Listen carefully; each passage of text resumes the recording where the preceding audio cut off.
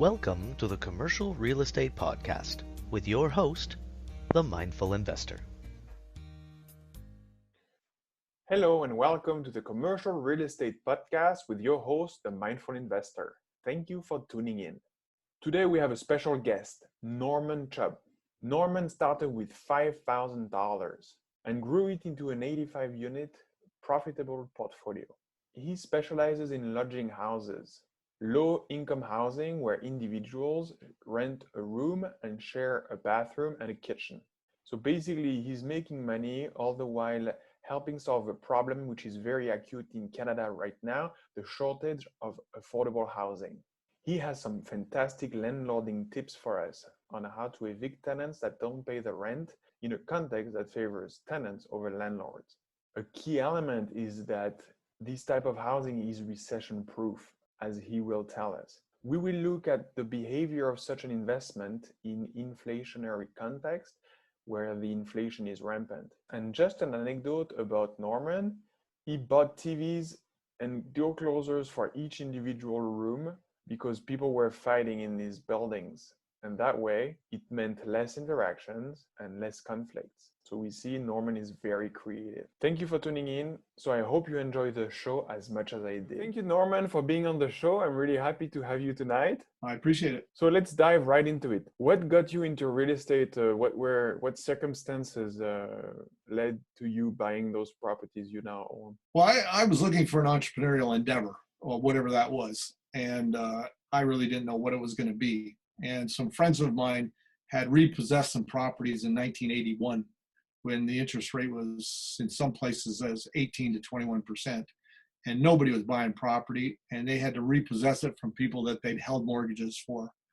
And so I was just a young guy interested in what they were doing. And one thing led to another, and they took my savings and gave me 12 mortgages, and away we went. So 12 mortgages on 6 properties, meaning a first and a second mortgage on each? So the banks, I had various different banks and trust companies, and they just let me assume them. I don't know why they did. I don't know why, but they were fairly low. So if a house was $80,000, the mortgage, their first would be maybe 40. My friends, these older gentlemen, he's passed on now, but he held mortgages for whatever I didn't have.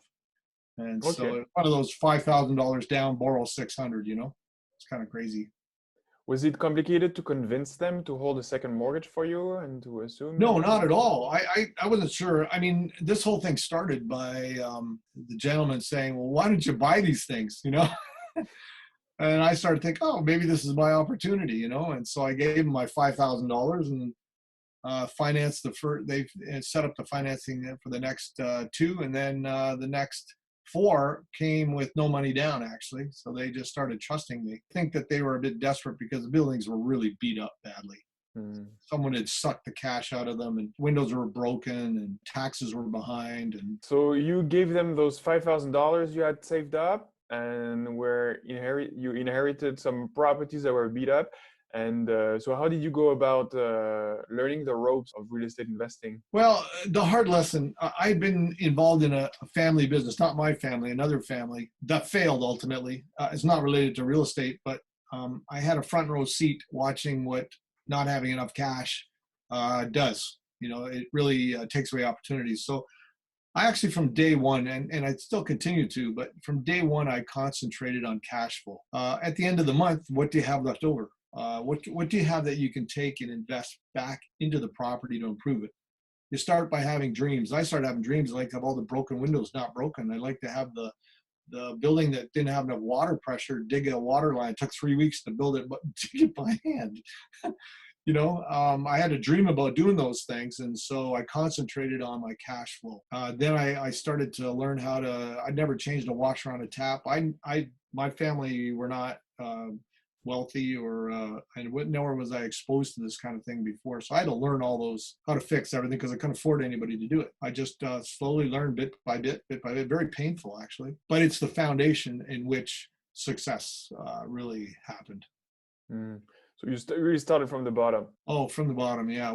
Today you can learn, very easily by watching a YouTube video, and then you know how to fix a Yeah, toilet and absolutely. whatever. Oh, How yeah. did you go about that? Well, I had different friends. Like we needed fire alarms. All of a sudden, the fire department came along and said, "Oh yeah, you got to put in a single zone fire alarm here and there and wherever." We never had any of that stuff, and we had to all of a sudden start meeting some standards that weren't met before.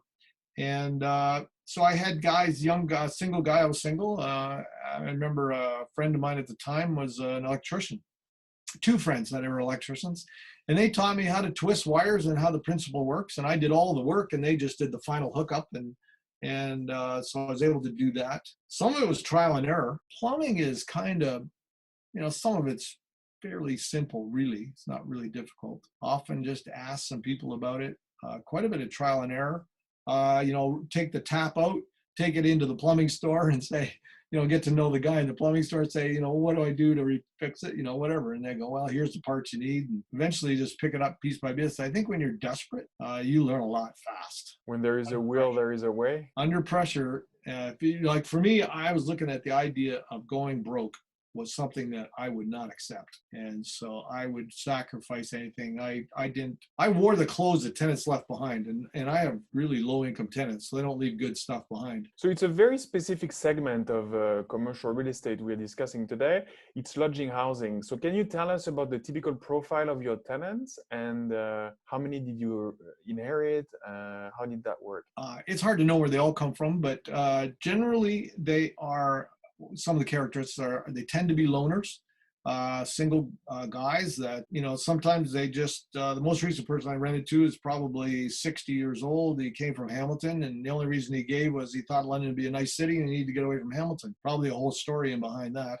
Others can come out in the Men's Mission or the Salvation Army, often referred to by people that are in the social services somewhere. We're fairly well known in the city, it appears, in the social services sector. And so I think the key is they're loners. A lot of them have maybe half or more, well, more than half would be on Ontario Works or a disability pension or a senior's pension of some description like that. Maybe a quarter to a third or so are working at jobs. We have a couple of truck drivers, low-income truck drivers actually, like cleaners, people that do cleaning, restaurant workers sometimes, that kind of profile. Quite a lot of them have had addictions. May have been in prison at some time, but addictions are big. And they're done with that. They're maybe 40, 50 years old or so, 60 maybe, and they're just kind of done with that. Lots of them have been married, have family, but they're kind of estranged from their family. Not all of them, but some of them. If somebody goes in a hospital, I always ask you if you got anybody, Sometimes they do, and lots of times they don't. And so there's a whole segment of society out there that a lot of us just don't run into. How many tenants did you inherit, and how is it spread out? How many properties does your portfolio entail? We have 85 tenants altogether, and that's spread across 6 properties. The smallest property has 8. The largest property has 27. How do you screen the tenants? Because you say, you give us their profile and how, because you want them to pay the rent, even though I understand they're in different circumstances, but how do you screen them? We belong to something called the London Property Management. Every city's got one of these landlord associations, and they'll teach you ways to do things, getting things like credit checks, references, and all those sort of things. But there's a whole portion of society that don't have credit ratings, that don't have credit cards, that often don't have bank accounts. There's a whole group in there that references are pretty hard to come by as well. Although we do use references for sure. We always do call them, and we do look for at least a listing of them. Whether we get a hold of them or not, it's another thing, or whether they tell us the truth or not. But we've actually learned to try to understand the person himself. So what happens is, lots of times the typical way to be is to evaluate all their financial ability and their jobs history and all that kind of stuff, and their rental history. But there is a group of people that we have discovered that are inside of a rough, tends to be a rough bunch. So maybe alcoholics, criminal types, people that are have drugs, or they have all kinds of antisocial problems. is so that what we do is we actually, our philosophy is that there's sort of an 80-20 thing. We call it our 80-20 rule. And a lot of people I find look like a problem, but are not a problem. And they fall through the cracks and they don't get respected and they don't get access to good things like quiet and half decent housing. And so what we're doing is we're looking for that 20. And so we ask questions and let people talk. And lots of times you'll find people just spit a lot of things out. Some people are very secretive, but others are kind of happy to tell you what they're about if you ask the right questions. And so we're looking for people that are going to appreciate living in a quiet place for a long time. And those are just the kind of questions that get them talking and revealing what they're about. Quickly enough, you start to realize this person hasn't come to grips with their antisocial behavior. But many have been down that route. They're burned out on it. They need to be respected and they need peace and quiet. Those are the two things. They don't care much about the size of the room. They don't care much about how it's decorated.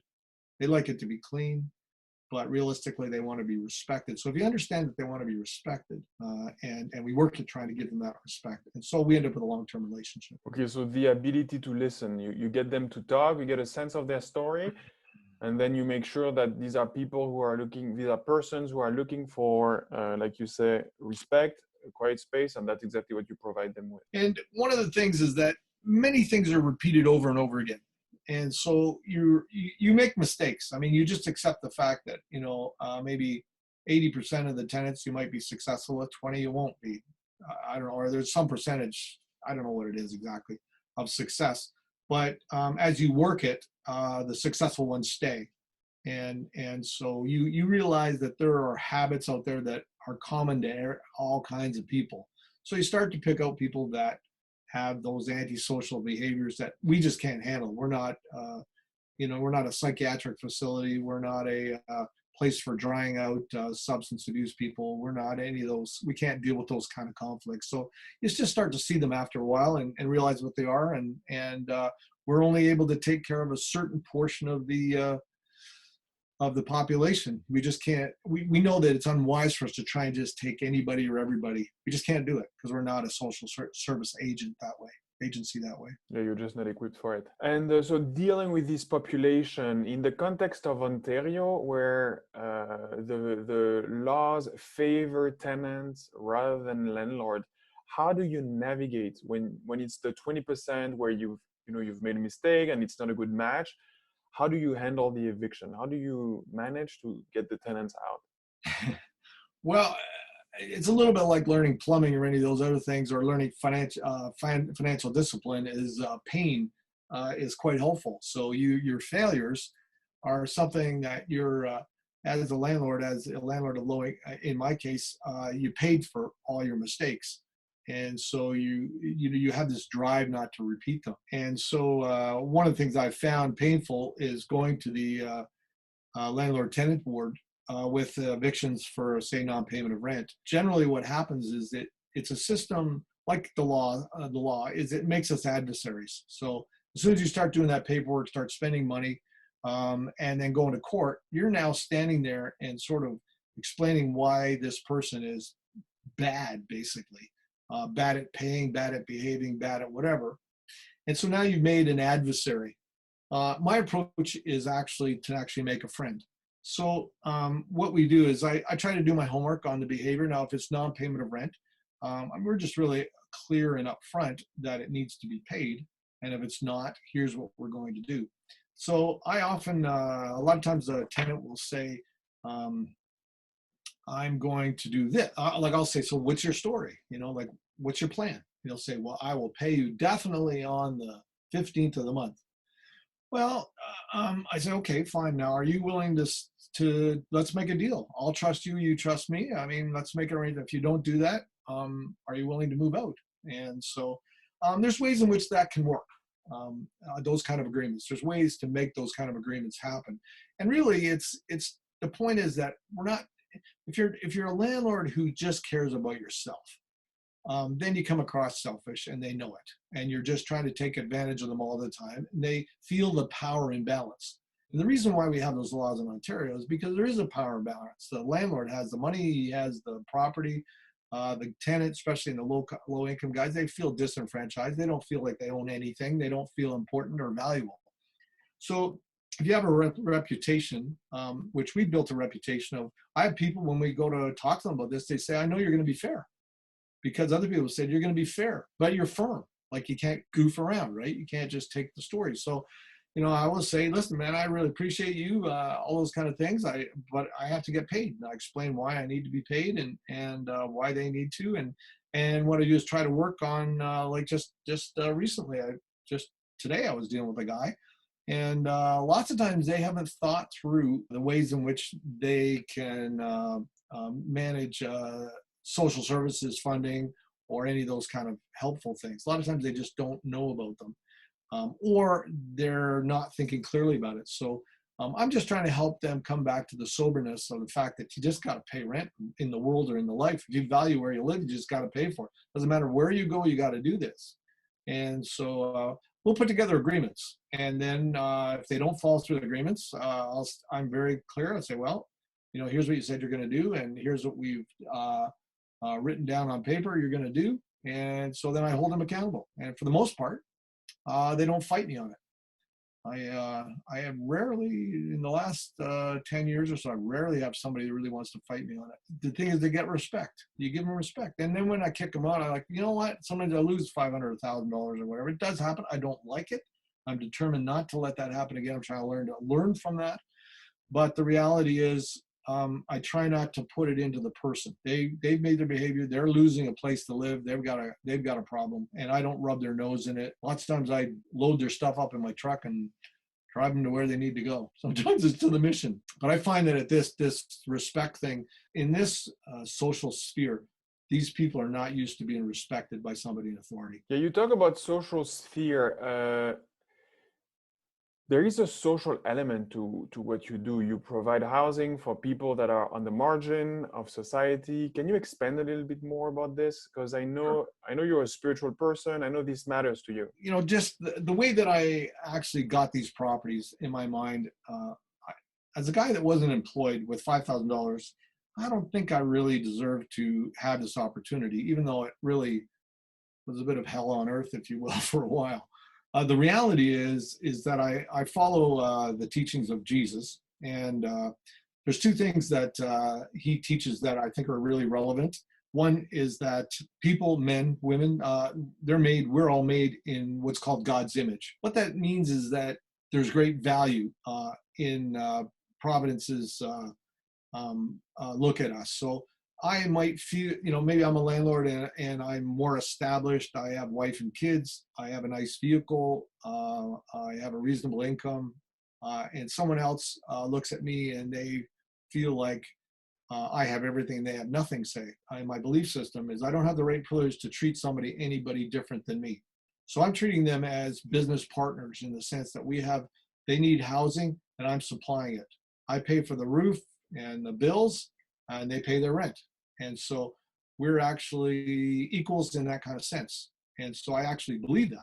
I believe they're important. Their behaviors may cause them harm, but I don't take the harm on myself.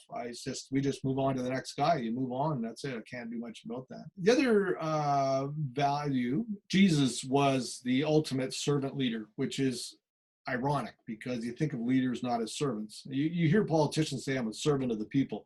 Well, that's kind of where that comes from. It's just sort of their way of trying to act humble, even when they're not, I think. But realistically, if you want to do well or you want to be successful, ultimately you got to figure out how it is you're going to serve whatever constituency or customer you're going to have. And I mean, a book like Think and Grow Rich, which is a horrible title, in my opinion. It's a marketing title. It's old. It's probably 100 years old. Napoleon Hill wrote. I remember when I was 18, I read that. And I thought, I was made to read it actually for a job I had. I was made to read this thing. I thought, how horrible. And yet what it was really, it says, if somebody serves you really well, right, and whatever it is, whether it's changing the tires in your car, you're going to go use him forever. If he treats you well or sells you a really good car that was a good value and treated you well, you'll just go right back to that guy. And so that's actually a teaching of Jesus. I can't believe this Think and Grow Rich thing had biblical teaching in it. It was like, oh, this is what Jesus said, you got to be a servant of others, And so, when you serve your tenants and you look out for their best, they notice, they notice. And you don't do it for the wrong reasons. You do it for an inherently solid reason that this is an important value. It's not just how you get rich or how you do that. It's a value that's important. So I don't know if that sums it up, but that's probably the short version. Thank you. Back to the business. How did you handle 2008 and the crisis we're going through right now, COVID? How were you affected? How was your business affected by those events? That's interesting. In crisis, everyone can always afford our units. The reason is that ultimately, let's say you lost your job and you don't have EI or anything, you can at least go get welfare. Ontario works in Ontario. And the reality is that you can cover our rent with that. Actually, crises and difficulties help us from that viewpoint. And not that I would ever desire that, but that's been the result. Right now, the COVID thing, we've never had better rent paying and being full. Now, part of that is because our city, London, has a quite historically low vacancy rate. So that's been a driver. Absolutely, that's the key driver. But in the middle of this COVID thing, if anybody's losing their job, they've got to go live somewhere. And outside of couch surfing, we're the place to go. If I go back 20 or 30 years ago, nobody cared about us. We were like riffraff or something, We were like the people that should go away, People go, why did you get into that?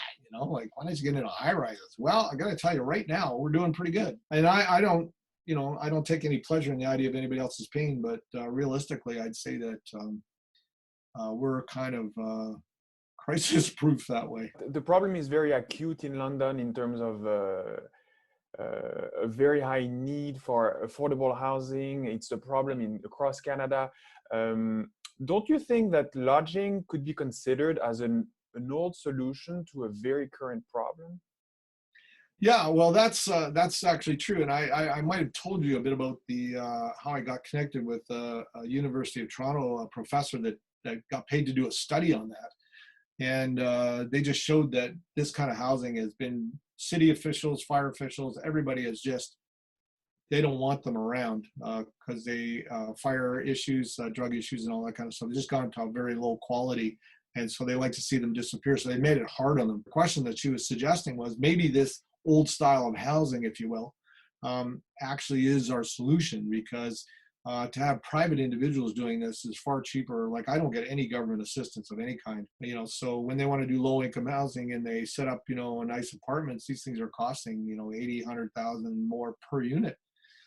So it's just not sustainable or possible. So, I think there's, it's kind of interesting. I kind of wondered if our building, we would just die out, just like the new generation wouldn't want to do it, that kind of stuff.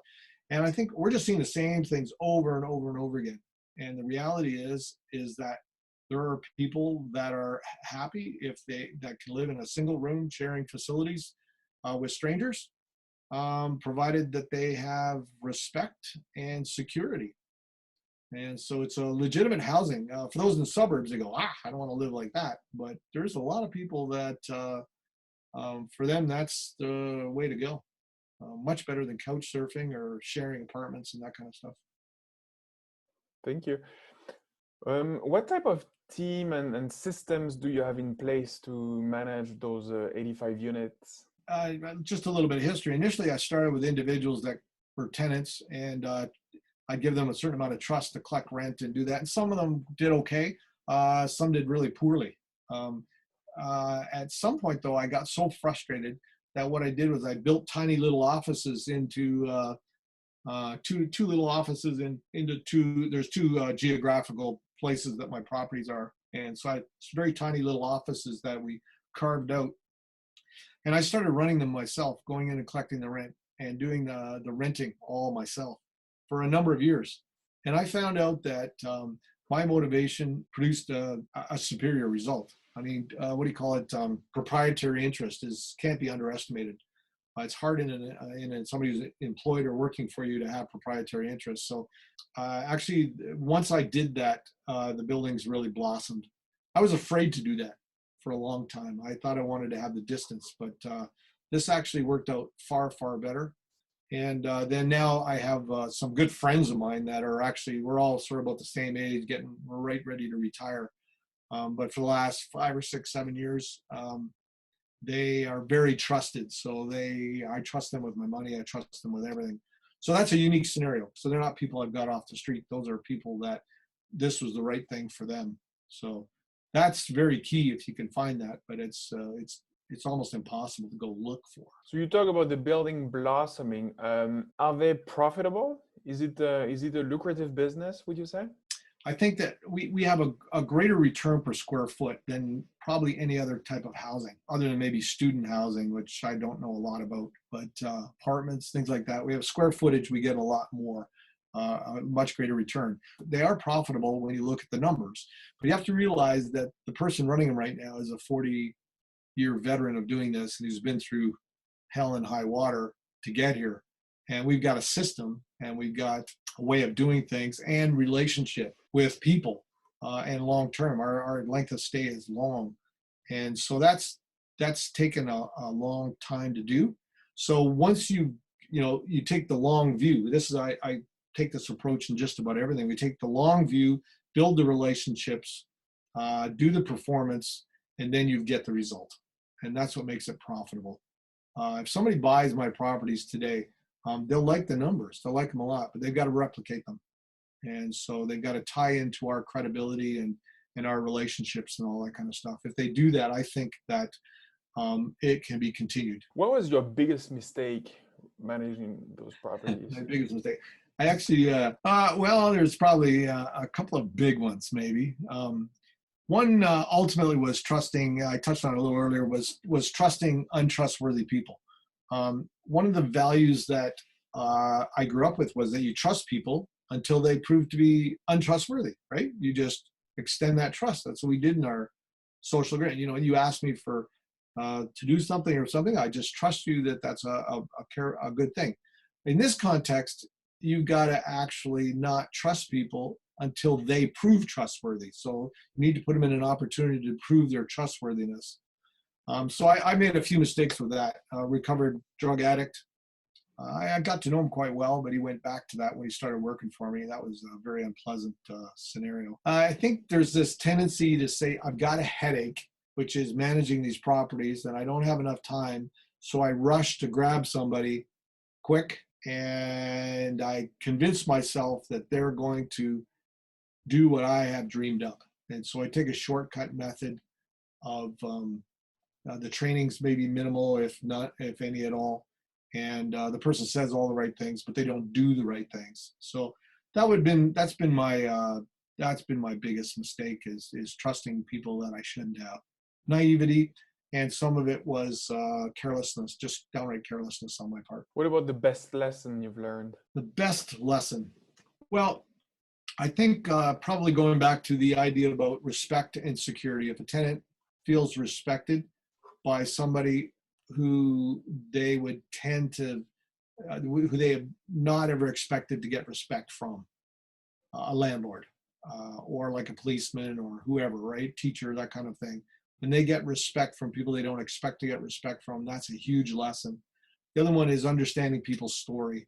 We don't need to know every detail, but we have a sense of the fact that they are motivated to pay their rent. Are they motivated to respect other people? Are they motivated to respect our property within reason? And that's the key thing, those three things. If you can figure those out, that's all you want a tenant to do anyway. You just want them to pay, respect the property, respect others.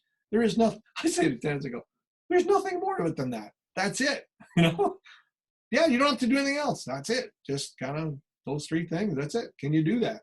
So that's probably the most important. In your story, was there ever someone who played the role of a mentor for you? Yeah, before, and it wasn't really related to rental property. I was in California for a while when I was 20, and a gentleman there, again, I thought it was very providential in the sense that he felt greatly inspired to talk to me about being an entrepreneur and working for myself.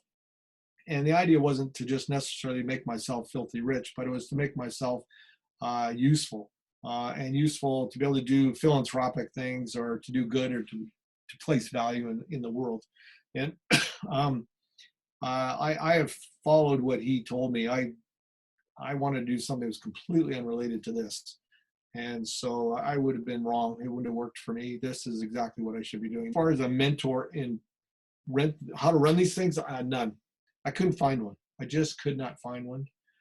I tried to find one, but this is kind of unique. Doing this kind of real estate, it has been unique. It's different than just doing an apartment, apartments. And yet a lot of it's the same. But I didn't really, there was nobody. In my world, there was nobody doing the same thing. The only thing that I would say that has been a real mentor to me, there's a book that I highly recommend. It's been around for a long time called Good to Great.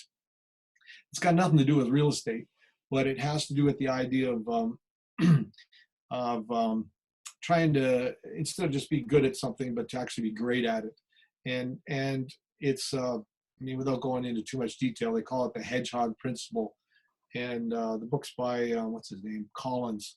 And the idea is that everything you're doing, you're repeating things over and over. So actually real estate's a really good example because you're paying rent every month, right? You're paying bills every month. You're doing the same thing over and over and over again. And so the idea is that you get this flywheel, they call it a flywheel effect. You get it going. And so the idea is that you got a good core of tenants, and then you try to improve upon the core tenants. You try to improve upon the what your offerings are. And you just slowly are constantly going over and over the same thing, collecting the rent. We get the same thing over and over and over again. We're just trying to do it slightly better all the time.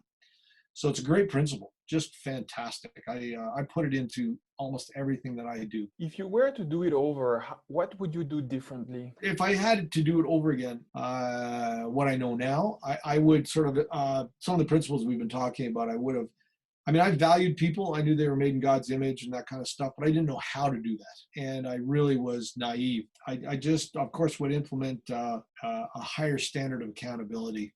In the early days, I just wanted to be a good guy, and I got taken advantage of a lot.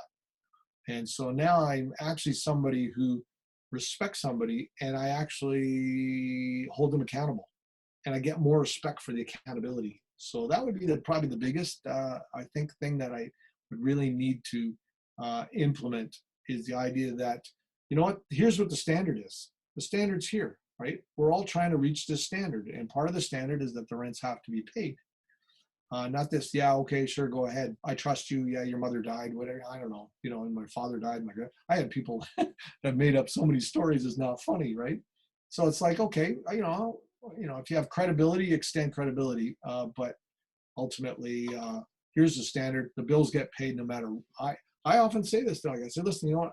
I understand your difficulty, and I'll be flexible, but I got to tell you, at the end of the day, I still got to pay my bills, and I can't make a living out of anything other than what you give me. And so I make my living, and I pay all these bills, and that's. I think I would have been clearer about that with the accountability piece. I would have needed to learn how to do the accountability piece. It took me a long time to figure out how to do that. So we've looked at where you started, where you're at now. What were the main stages of growth in between? Well, the biggest one, the biggest stages was that I got my properties in 1981 and 83, and I have still the same ones. And those were very bad economic years.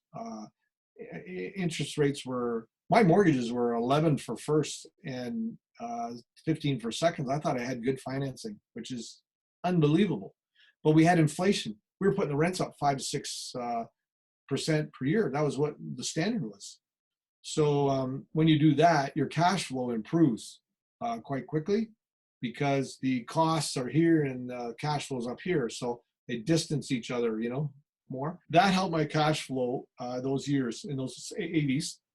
And also the inflation, when the interest rates came down, the value of the properties really jumped. Now, I never sold any, so I never benefited from it.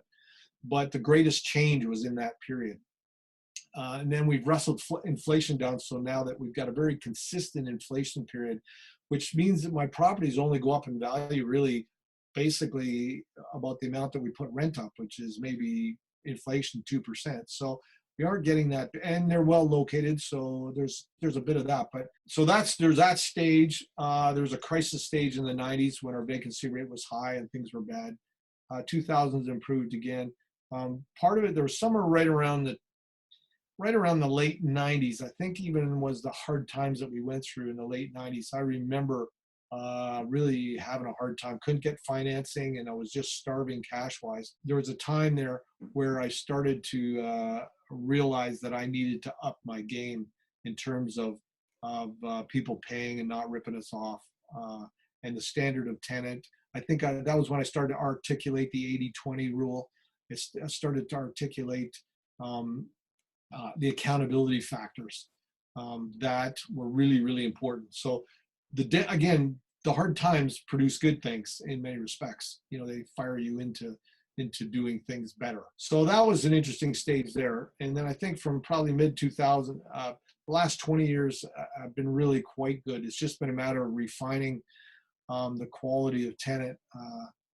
And that kind of comes and goes with what you've got to pick from, especially when the vacancy rate's up or down. So it's all interesting too. If you can try to, I've kind of got invested in the stock market as well to diversify. And it's quite often, like right now our properties are doing great. The cash flow is really good, right? It's excellent. I mean, it's been good for a long time, but it is good and solid. Whereas the investments in the marketplace, because of the way COVID's going, your stocks drop, 30% overnight, or 20% overnight. That's nothing like that's happening here. So this is more solid this way. Okay, and how did you handle the high vacancies? Well, that was a problem because I started doing real creative things. I did some crazy things. Like I wrote to every counselor in the city that might be doing. A lot of our people came from relationships separations. So I sent out a whole whack of information to I think it was like 400 people that I figured were doing marriage counseling out there, and I have no idea whether it really produced any results. I don't think it produced any, but the point was I tried all kinds of things, from signage to advertising to word of mouth. I went knocking on doors of places, tried to develop my relationship with various housing agencies and whatever. Whether it did any good, I don't know. We got through it. But there was just a period, I can't remember, I think it was the early 90s when the vacancy rate was, I think in the city it was close to 5. And we were experiencing more like 10. Sometimes more than 10. Sometimes we were as high as 15% vacancy, which for us is just, again, we have a good margin, which is really good. You end up cutting back on some of the things that you'd like to do. You have to put off projects. Again, there's no government help in any of this. You're on your own. So you've got to keep that healthy margin for, cushioning effect. Maybe our last question. What's next for you? What's next for me? Well, as you know, I've been wanting to, we decided probably late last year that we would start looking for a buyer. Turned 65 this week. The folk working for me are 65 and 66. And I've just been waiting for them to retire because I haven't been working too hard because they've been doing most of it. So they said, 2 years, sometime in 2 years, we'll say goodbye and retire. So I'm ready. So I'm ready to go. I have to admit, I've been doing the hands-on renting and rent collection for my property manager, who's got some health issues that she needs to stay away from. I'm actually really enjoying it. It's like old home week. There's guys I haven't talked to in ages, and they're like, "Oh yeah, how's the kids?" All this stuff and whatever. It's really quite pleasant. I can't believe it. How quite pleasant. There's problems in there. We still got one guy who's doing drugs, selling drugs. I was like, we're working on him, but fortunately, it looks like we only have one. So, but I'm kind of used to that. So, How do you plan to handle him? Well, I'm holding him accountable. He didn't pay. He was one of the only. He's the only guy that didn't pay his rent last month.